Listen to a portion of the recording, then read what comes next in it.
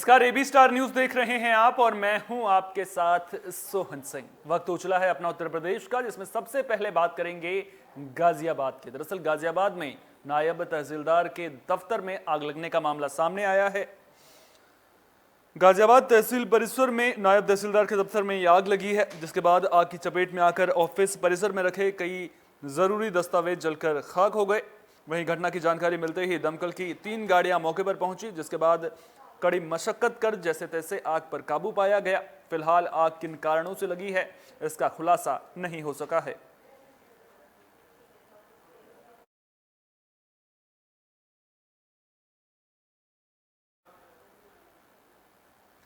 Central trade यूनियनों ने 2 दिन का भारत बंद बुलाया है, जिसकी वजह से जो लोग हैं उन्हें खासी दिक्कतों का सामना करना पड़ रहा है। आपको बता दें कि सेंट्रल ट्रेड यूनियन की ओर से घोषित हड़ताल को कई सरकारी बैंक से जुड़े संगठन AIBA ने अपना समर्थन दिया है। गाजियाबाद में all India bank employ association की ओर से भी बैंक कर्मचारी 2 दिन की हड़ताल पर हैं। यहां बैंक कर्मचारियों के सेंट्रल ट्रेड यूनियन की हड़ताल में शामिल होने की वजह से 2 दिनों तक कई बैंक बंद रहेंगे। बैंक कर्मचारियों की इस हड़ताल की वजह से लोगों को खासी दिक्कतों का सामना करना पड़ रहा है। गाजियाबाद में कई प्रमुख बैंक के कर्मचारियों ने बैंक का कामकाज ठप्प रखने के साथ साथ सोमवार को गाजियाबाद के नवयुग मार्केट इलाके में मौजूदा केंद्र सरकार के खिलाफ जमकर नारेबाजी की। हमारा बाइपार्टाइट समझौता हुआ था, उसमें सरकार ने हमसे समझौता किया था कि हम आपकी पुरानी पेंशन को बहाल करेंगे और हमारा निजीकरण का जो है वो आगे से नहीं होगा और 5 डे बैंकिंग को बैंकों में लागू करेंगे। लेकिन सरकार अपने वादों से भूल गई है, पेंशन के बारे में बात करने को तैयार नहीं है, 5 डे बैंकिंग करने को तैयार नहीं है। आज जो है सेंट्रल ट्रेड यूनियन की राष्ट्रव्यापी हड़ताल है, जिसमें कई करोड़ हमारे मजदूर साथी जो है उसमें स्ट्राइक कर रहे हैं। हमारा AIBA का जो संगठन है, all India bank employ association का, वो बैंकों में मेजोरिटी है, लगभग 80% की भागीदारी हमारी है। आज स्ट्राइक पे है, यहाँ पे आकर पता चला स्ट्राइक पे है। किस काम के लिए आए थे? पैसे निकालने थे अर्जेंट। अब आज बैंक में पैसे नहीं निकल पाने, कितनी परेशानी है? बहुत दिक्कत हो रही है, इतनी दूर से चल के आए हैं, यहाँ पे आकर पता चला कि यहाँ पे स्ट्राइक है।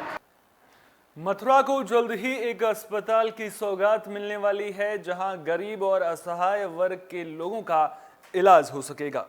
ब्रज के साधु संत और गरीब और असहाय वर्ग के लोगों को उच्च स्तर की आधुनिक चिकित्सा सेवा उपलब्ध कराने के लिए 300 शैय्या युक्त अस्पताल का निर्माण जल्द होने जा रहा है। बता दें कि Swami Vivekananda charitable health mission के सौजन्य से 12वें अस्पताल केशव माधव चिकित्सालय का निर्माण छठीगरा स्थित गरुड़ गोविंद मंदिर के पास करीब 7 एकड़ जमीन पर हो रहा है। निर्माणाधीन अस्पताल का भूमि पूजन समारोह रविवार को संत ब्रजवासी और गणमान्य नागरिकों की मौजूदगी में संपन्न हुआ। लाभ मिलेगा। ब्रज गरीब बहुत है और रोगी बहुत है।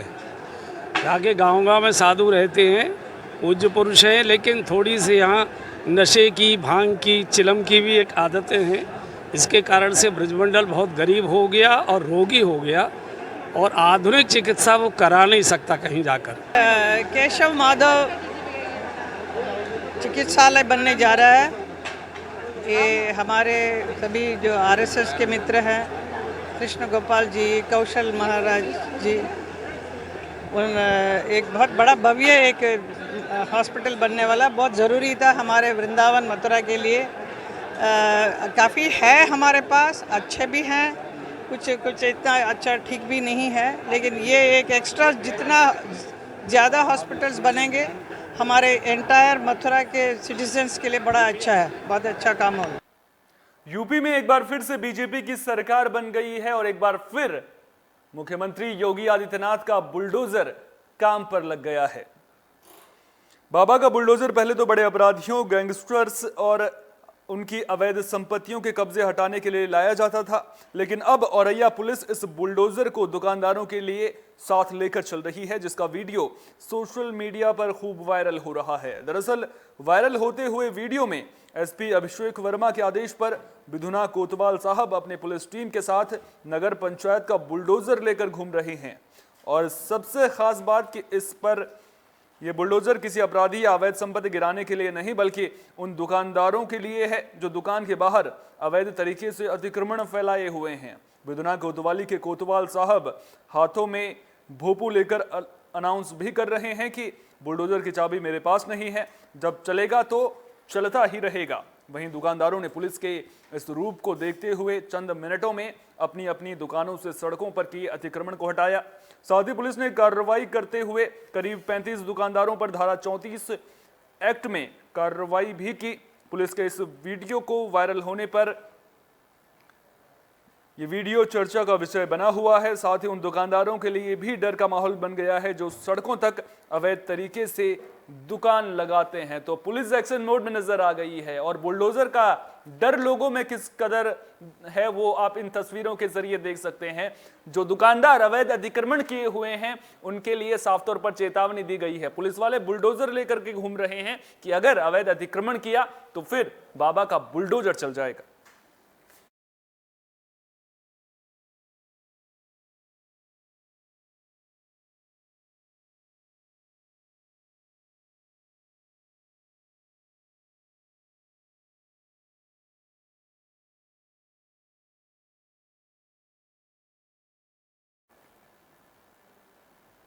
कन्नौज से सड़क हादसे की खबर सामने आई है। आपको बता दें कि एक बस बेकाबू होकर पलट गई।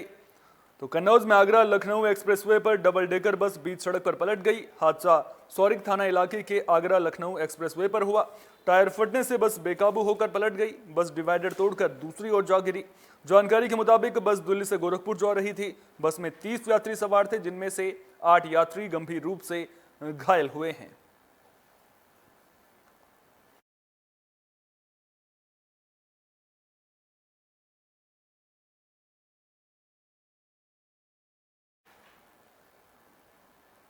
वहीं कन्नौज में एक कार बीच सड़क पर आग का गोला बन गई। जानकारी के मुताबिक कार में आग शॉर्ट सर्किट की वजह से लगी। घटना छिबरामंगू इलाके के तौलग्राम चौराहे की है। कार में आग लगने के बाद ड्राइवर ने कार से कूदकर अपनी जान बचाई। कार में आग लगते ही एक के बाद एक कई धमाके हुए। इस घटना से इलाके में अफरा तफरी मच गई है।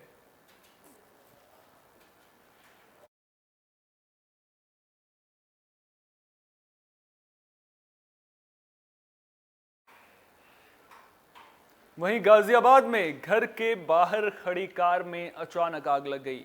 ये आग किस वजह से लगी इसका फिलहाल खुलासा नहीं हो सका है।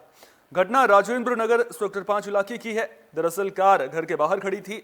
इसी दौरान कार में अचानक आग लग गई। मामले की जानकारी मिलने के बाद फायर ब्रिगेड की टीम मौके पर पहुंची, जिसके बाद आग पर काबू पाया गया।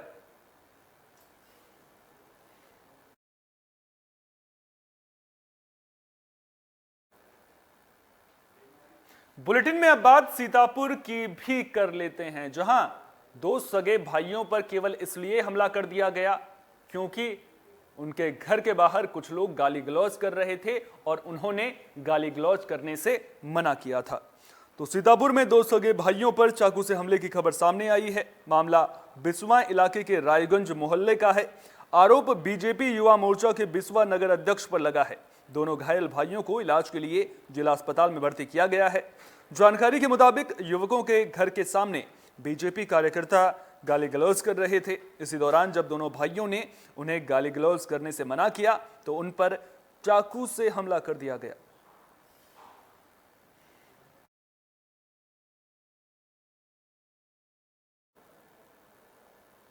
वहीं मथुरा में एक व्यक्ति की करंट की चपेट में आने से मौत हो गई। इस घटना के बाद गुस्साए ग्रामीणों ने जोरदार प्रदर्शन किया। दरअसल ठाकुर बांके बिहारी मंदिर के पास बिजली के तार की चपेट में आने से एक व्यक्ति की मौत हुई है। मृतक की पहचान 35 साल के बनवारी के रूप में हुई है, जो फरह के पास शहजादपुर का रहने वाला था, जो एक सेवायत गोस्वामी के यहां नौकरी करता था। परिजनों से मिली जानकारी के मुताबिक बनवारी सुबह 10:30 बजे मंदिर के गेट नंबर 4 के पास से गुजर रहा था। इसी दौरान मकान के बाहर पड़े बिजली के तार की चपेट में आने से वो बेहोश होकर सड़क पर गिर गया, जिसके बाद बनवारी को अस्पताल में भर्ती किया गया, जहां डॉक्टर्स ने उसे मृत घोषित कर दिया। इस घटना के बाद गुस्साए परिजनों ने दुसायत इलाके में शव को सड़क पर रखकर प्रदर्शन शुरू कर दिया और दोषी के खिलाफ कार्रवाई की मांग करने लगे। सूचना मिलने पर पहुंची पुलिस ने गुस्साए लोगों को समझा बुझाकर जाम खुलवाया और शव को पोस्टमार्टम के लिए भिजवा दिया है। पुलिस मामले की जांच कर रही है। मेरे बहनों ही है, बिहारी जी में ड्यूटी करते थे 4-5 साल से, और ये वहाँ से बाहर निकल के आ रहे 4 नंबर गेट के पास से एक गोस्वामी के घर पे तार निकल रहा था बिजली का, तो वहाँ पे स्पॉट पे इनकी मौत हो गई है उसकी लापरवाही से। मतलब बिजली का जो करंट का तार था, हाँ, वो उसके घर के सामने निकल रहा और बड़ी भीड़ थी, और एक पैर इनका नाली में था, एक पैर तार पे था, स्पॉट पे ही खत्म हो गया। पीलीभीत से सड़क हादसे की खबर सामने आई है। टक्कर इतनी जबरदस्त थी कि टेम्पो खाई में पलट गया। तो पीलीभीत के जहानाबाद हरिद्वार नेशनल हाईवे पर ग्राम सरदार नगर में सड़क किनारे खड़े टेम्पो में एक तेज रफ्तार ओवरलोड रेता बजरी से भरे ट्रक ने टक्कर मार दी। हादसा उस वक्त हुआ जब टेम्पो चालक टेम्पो में सवारियों को चढ़ा और उतार रहा था।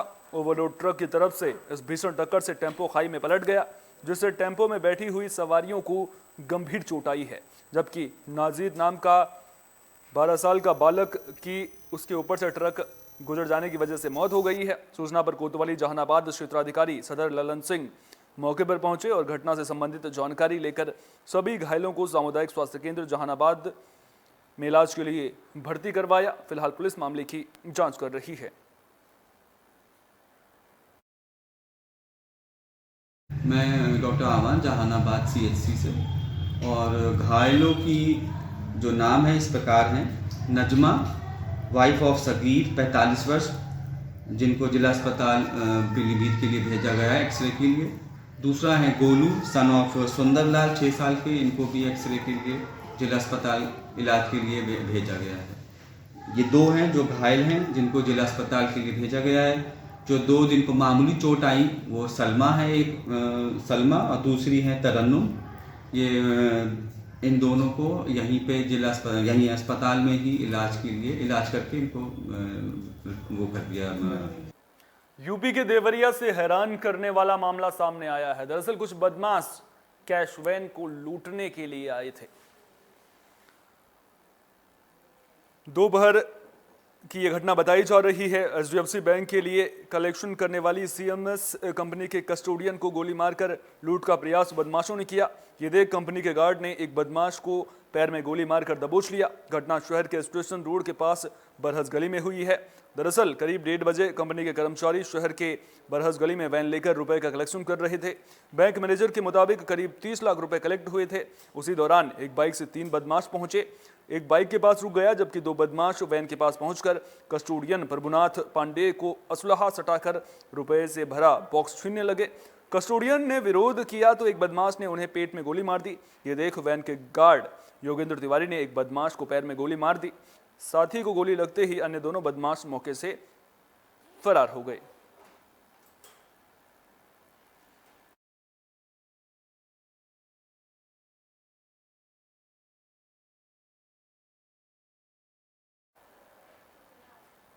वहीं आगरा से भी हैरान करने वाली खबर सामने आ रही है। यहां एक गर्भवती महिला पर हमला किया गया है। एक और यूपी सरकार महिलाओं की सुरक्षा के लिए नारी शक्ति जैसे अभियान चला रही है, जिसके बैनर हर एक थानों में लगे देखे जा सकते हैं। लेकिन जमीनी स्तर से देखा जाए तो महिलाओं के साथ हो रहे अपराधों की कहीं भी कोई सुनवाई नहीं हो रही है। ऐसी ही एक घटना आगरा के थाना ताजगंज एकता चौकी क्षेत्र से सामने आई है, जहां अपने परिवार के साथ फिल्म देखने जा रही गर्भवती महिला के साथ पड़ोस में रहने वाले कुछ व्यक्तियों ने महिला के गर्भ पर प्रहार कर दिया, जिसकी सूचना थाने में दी गई। लेकिन कार्रवाई के नाम पर कोरा आश्वासन देते हुए औपचारिकता के तौर पर सामान चालान की प्रक्रिया कर कार्रवाई करते नजर आए। वहीं दूसरी ओर महिला के पति का कहना है कि कार्रवाई के नाम पर मेरे से थाने में अवैध वसूली की गई। नारी शक्ति के बैनर तले ना ही 36 घंटे बीत जाने के बाद भी महिला का मेडिकल परीक्षण कराया गया और ना ही महिला के साथ हुई घटना पर कोई कार्रवाई की गई।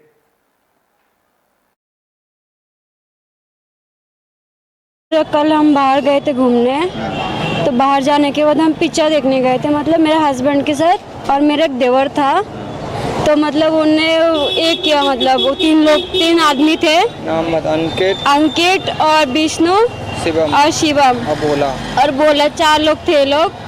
तो मेरे देवर को देख कर वो लोग मतलब मारपीट करने लग गए क्या पहले से कोई रंजिश चली आ रही थी? जी नहीं, वो पन्ना पहले प्लेस हम रंजिश जमीन को लेके थी, तो उन्होंने जमीन के चक्कर में मतलब हमारे मूवी देखने के लिए गए थे RRR 9:15 का शो था। हम लोग अंदर एंट्री मार रहे थे, तो मेरा भाई था साथ में सनी, मैं और मेरा तीनों हम लोग पिक्चर देखने के लिए गए हुए थे। तो उन्होंने मतलब मेरे भाई को देख के मतलब अकेले मारने कूटने लगे। मतलब पहले कोई पुरानी झगड़ा चल रहा, 2015 में हमारे डैडी को भी मारा था इन्होंने। उत्तर प्रदेश सरकार लगातार महिलाओं पर हो रहे उत्पीड़नों को देखते हुए लगातार बड़ी सक्रिय देखने को मिल रही है। नारी शक्ति जैसे अभियान भी चलाए जा रहे हैं, लेकिन उसके बावजूद भी महिलाओं को किसी भी तरह का कोई इंसाफ मिलता हुआ नहीं दिख रहा है। ऐसी घटना आपके राजपुर चुंगी क्षेत्र की समीप आई थी। रात्रि की कल 9:30 बजे की घटना बताई जा रही थी, जहाँ पे महिला के साथ कुछ व्यक्तियों ने मारपीट की थी। वो भी एक प्रेग्नेंट महिला थी, गर्भवती महिला थी, उसके साथ मारपीट की थी, जिसकी शिकायत उसने क्षेत्रीय चौकी एवं थाने में की थी। लेकिन कार्रवाई के नाम पे एक आश्वासन, एक कोरा आश्वासन दिखाया गया। उसके बाद 151 में चालान काट के एक अपने पल्ला झाड़ते हुए थाना के व्यक्ति, थाना प्रभारी रहे, थाना की चौकी के व्यक्ति रहे, वो अपने एक पल्ला झाड़ते हुए नजर आए। लेकिन कार्रवाई के नाम पे जो उचित कार्रवाई होनी चाहिए थी, वह कार्रवाई नहीं हुई। देखना होगा क्या महिला को इंसाफ मिल पाएगा और महिलाओं के ऊपर प्रहार करने वाले व्यक्ति क्या जेल के सलाखों के पीछे पहुंच पाएंगे। मैं योगेश चौहान, कैमरामैन प्रिंस कुमार के साथ। वहीं सीतापुर में तेज रफ्तार का कहर देखने को मिला है। सड़क हादसे की खबर सीतापुर से सामने आई है। तो सीतापुर में तेज रफ्तार का कहर देखने को मिला है, जहां बिस्वा चौड़िया मार्ग पर तेज रफ्तार से आ रही बिना नंबर प्लेट की स्कॉर्पियो कार ने रास्ते पर चल रही भैंस और 5 लोगों को रौंद दिया। इस घटना में 2 युवक की मौके पर ही मौत हो गई, जबकि 3 लोग गंभीर रूप से घायल हुए हैं। स्थानीय लोगों की मदद से तीनों घायलों को नजदीकी अस्पताल में भर्ती कराया गया है। तो वहीं सूचना के बाद मौके पर पहुंची पुलिस शवों को कब्जे में लेकर जिला मुख्यालय पोस्टमार्टम के लिए भेज चुकी है, जिसके बाद पुलिस मामले की जांच में जुट गई है।